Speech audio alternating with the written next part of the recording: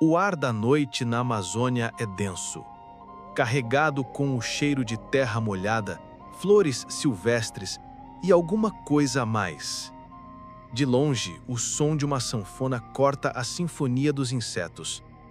É noite de festa junina, uma celebração de fé e comunidade à beira de um dos maiores rios do mundo. As luzes das fogueiras dançam, refletindo nos olhos das pessoas, nas fitas coloridas, na alegria que parece flutuar no ar. Mas nem tudo o que observam naquela noite tem rosto conhecido. Porque das profundezas escuras e lamacentas do rio, algo antigo se ergue. Algo que não está faminto por comida, está faminto por paixão. Você que já andou conosco pelas trilhas do folclore brasileiro, conhece o som do assobio do saci. Já viu o rastro em chamas deixado pela mula. Já sentiu os olhos do curupira queimando na mata fechada. Mas hoje saímos da terra e mergulhamos na água. Porque há mitos que não caçam, eles escolhem. E entre todos, há um que não corre, encanta. Deixa o like se você acredita que o folclore brasileiro é muito mais sombrio e verdadeiro do que contam por aí. E se quiser caminhar conosco até onde as lendas se confundem com a carne, se inscreve, porque o próximo mito pode já estar te observando, do outro lado da tela ou do rio. Ele chega com a noite, um estranho elegante de roupas brancas impecáveis e um sorriso que promete segredos. Ele encanta a todos, um dançarino habilidoso, um cavalheiro cortês, mas seus olhos procuram apenas uma pessoa na multidão. A mais bela, a mais vibrante, a mais cheia de vida. Ele a seduz com palavras doces e promessas sussurradas. E antes que o primeiro raio de sol toque a copa das árvores, ele some, sem deixar nome, sem deixar rastro, levando um pedaço do coração dela e deixando para trás algo que vai florescer 9 meses depois. Mas o grande mistério não é quem ele é o que ele é. E se o homem mais charmoso da festa não fosse um homem? Prepare-se porque vamos desvendar a história real e complexa do Boto, o sedutor encantado da Amazônia. A lenda do Boto cor-de-rosa é um pilar do folclore brasileiro. Uma história de origem indígena que se espalhou por toda a bacia amazônica, ganhando novos detalhes a cada geração. Ela é contada com mais força durante as festas juninas, quando as comunidades ribeirinhas se reúnem para celebrar a noite toda. E é nesse cenário de alegria que a mágica acontece. A história quase sempre começa do mesmo jeito. Ao cair da noite, de preferência em noites de lua cheia, um boto cor-de-rosa emerge das águas. Mas ele não surge como o animal que conhecemos. Longe de qualquer olhar, ele se transforma. Seu corpo de golfinho se alonga em pernas e braços, sua pele rosada ganha um tom humano e ele se veste como um cavaleiro. O traje é quase sempre branco e impecável, mas um item é essencial: um chapéu. E esse chapéu não é só um acessório de moda, é uma parte crucial do disfarce. Serve para esconder a única coisa que a magia não consegue apagar: o espiráculo, o orifício respiratório no topo de sua cabeça, a marca registrada de sua natureza aquática. Assim, disfarçado e irresistivelmente charmoso, ele caminha em direção à festa. Sua chegada nunca passa despercebida. Ele é um forasteiro, mas seu carisma é magnético. Ele desvia de perguntas sobre sua origem com um sorriso e convida as moças para dançar. E como ele dança! Com uma fluidez que parece de outro mundo, como se seus pés ainda sentissem a correnteza. Algumas versões dizem que ele busca a mulher mais bonita da festa. Outras, que seu alvo são as jovens virgens. De qualquer forma, Ele a escolhe e a corteja com uma intensidade avassaladora. Sua conversa é um feitiço. Ele a afasta da multidão, levando-a para um passeio sobre o luar, à beira do mesmo rio de onde veio. Lá, a sedução se completa.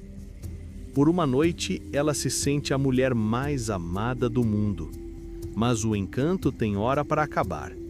Antes do amanhecer, ele precisa ir embora. Ele se despede com uma promessa de retorno que nunca vai cumprir e mergulha de volta na água, retornando à sua forma de boto. A moça acorda sozinha. Meses depois, a consequência daquela noite se revela: uma gravidez. Quando a comunidade pergunta quem é o pai, a resposta é sussurrada, com uma mistura de vergonha e resignação. É filho do boto. Mas será que ela acreditava mesmo nisso? Ou era só o jeito mais suportável de contar o que não podia ser dito? Se essa história te lembrou alguém, uma conversa antiga ou um silêncio que nunca virou palavra, comenta. No fundo, as lendas são o que sobra quando a verdade não tem para onde voltar.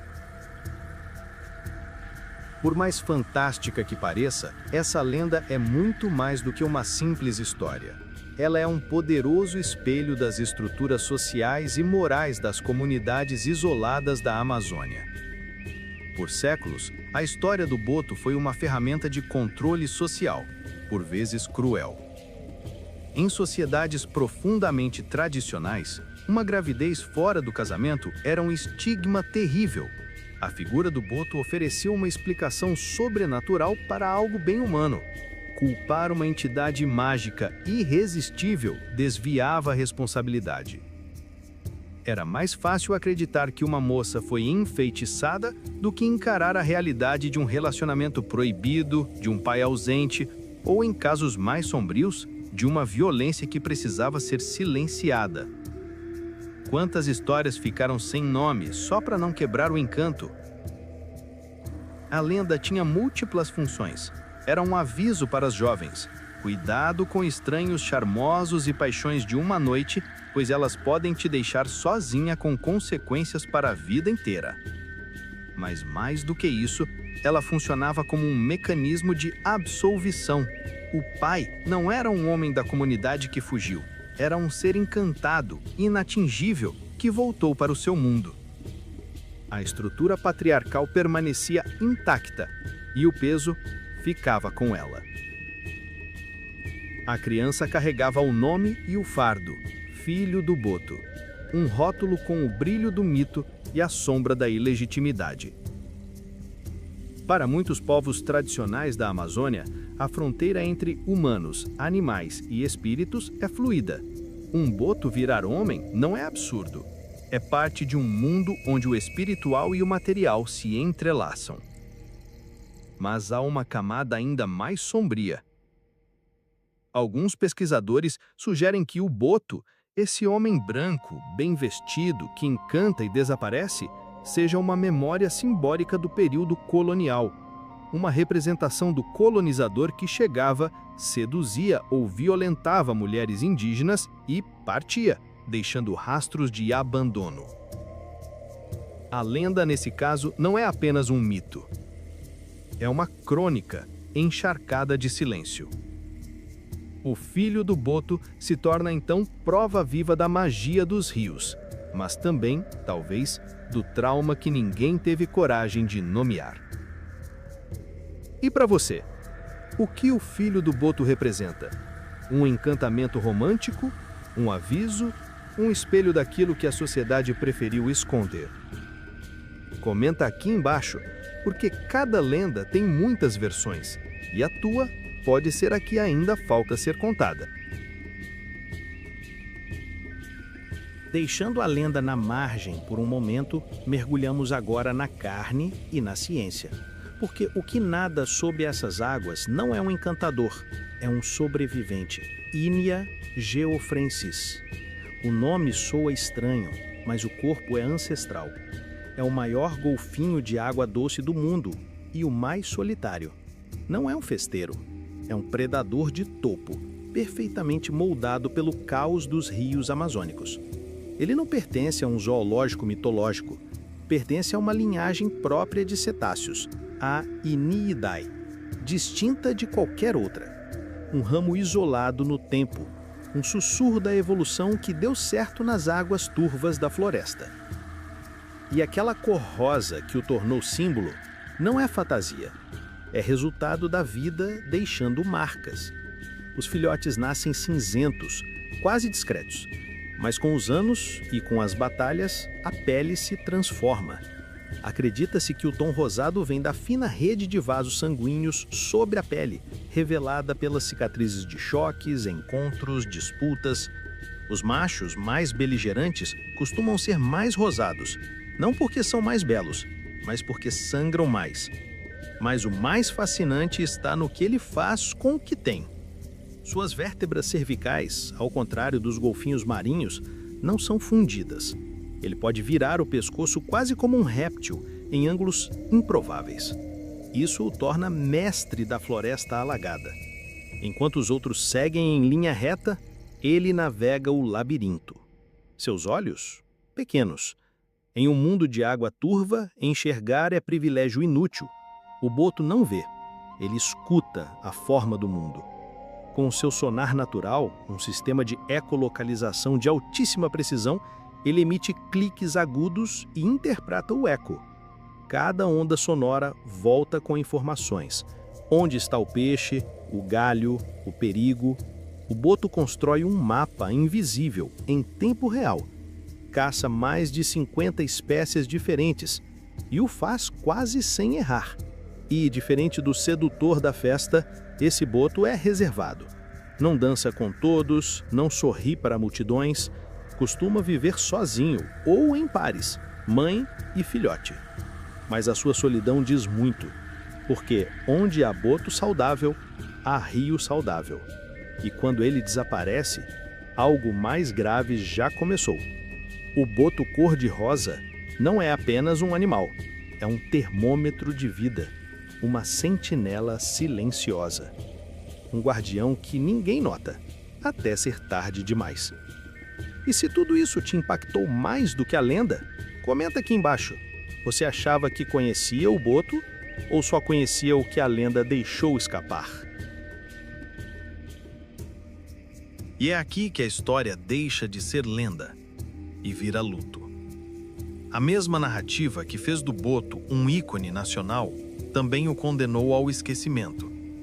A fama de ladrão de mulheres não o tornou só sedutor, tornou-o culpado. Por décadas, esse rótulo justificou perseguições, chacinas, abates em silêncio. Mas nada se compara ao que o persegue hoje. A ameaça mais cruel é feita de ganância e anzol. Pescadores ilegais matam o boto para usá-lo como isca.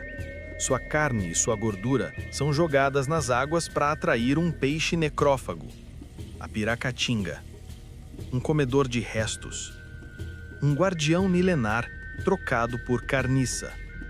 Estudos em regiões afetadas revelam algo mais sombrio que a lenda. A cada década, populações inteiras de botos estão sendo cortadas pela metade. A segunda lâmina é invisível. Chama-se mercúrio. Derivado do garimpo ilegal, esse metal pesado escorre pelas veias do rio e sobe na cadeia alimentar. O boto, sendo predador de topo, acumula o veneno e carrega dentro do corpo a sentença. Pesquisas em bacias hidrográficas mostram níveis alarmantes de contaminação em praticamente todos os indivíduos analisados. O mercúrio afeta o cérebro, o sistema reprodutivo, a energia vital. Ele enlouquece o animal antes de matá-lo. E a terceira ameaça é o fim do mundo que ele conhece. Barragens cortam o fluxo dos rios como cicatrizes no corpo da floresta. O desmatamento rouba as margens. A poluição preenche os silêncios. O lar do boto está sendo desmontado, não por monstros, mas por decisões. Quantos sinais o rio ainda precisa dar antes que a gente ouça? Hoje, o boto cor-de-rosa está classificado como em perigo de extinção pela União Internacional para a Conservação da Natureza. Não é uma hipótese, é uma contagem. E o mais cruel, a lenda que absolveu o homem, agora enterra o animal. O mito protegeu o sedutor, mas sacrificou o real. O encantador da festa virou estatística e o filho do rio, isca de peixe. Perder o boto não é perder um símbolo, é perder um elo, é arrancar um fôlego do peito da Amazônia. Se isso te doeu, escreve. Comenta aqui o que mais te revoltou ou o que você nunca tinha parado para pensar. Porque cada comentário é um registro. E talvez, se o algoritmo ouvir, o rio também ouça. E é aqui que a história deixa de ser lenda e vira luto. A mesma narrativa que fez do boto um ícone nacional também o condenou ao esquecimento. A fama de ladrão de mulheres não o tornou só sedutor, tornou-o culpado. Por décadas, esse rótulo justificou perseguições, chacinas, abates em silêncio. Mas nada se compara ao que o persegue hoje. A ameaça mais cruel é feita de ganância e anzol. Pescadores ilegais matam o boto para usá-lo como isca. Sua carne e sua gordura são jogadas nas águas para atrair um peixe necrófago, a piracatinga. Um comedor de restos. Um guardião milenar trocado por carniça. Estudos em regiões afetadas revelam algo mais sombrio que a lenda. A cada década, populações inteiras de botos estão sendo cortadas pela metade. A segunda lâmina é invisível. Chama-se mercúrio. Derivado do garimpo ilegal, esse metal pesado escorre pelas veias do rio e sobe na cadeia alimentar. O boto, sendo predador de topo, acumula o veneno e carrega dentro do corpo a sentença. Pesquisas em bacias hidrográficas mostram níveis alarmantes de contaminação em praticamente todos os indivíduos analisados. O mercúrio afeta o cérebro, o sistema reprodutivo, a energia vital. Ele enlouquece o animal antes de matá-lo. E a terceira ameaça é o fim do mundo que ele conhece. Barragens cortam o fluxo dos rios como cicatrizes no corpo da floresta. O desmatamento rouba as margens. A poluição preenche os silêncios. O lar do boto está sendo desmontado. Não por monstros, mas por decisões. Quantos sinais o rio ainda precisa dar antes que a gente ouça? Hoje, o boto cor-de-rosa está classificado como em perigo de extinção pela União Internacional para a Conservação da Natureza. Não é uma hipótese, é uma contagem. E o mais cruel, a lenda que absolveu o homem agora enterra o animal. O mito protegeu o sedutor, mas sacrificou o real. O encantador da festa virou estatística. E o filho do rio, isca de peixe. Perder o boto não é perder um símbolo, é perder um elo. É arrancar um fôlego do peito da Amazônia. Se isso te doeu, escreve. Comenta aqui o que mais te revoltou ou o que você nunca tinha parado para pensar.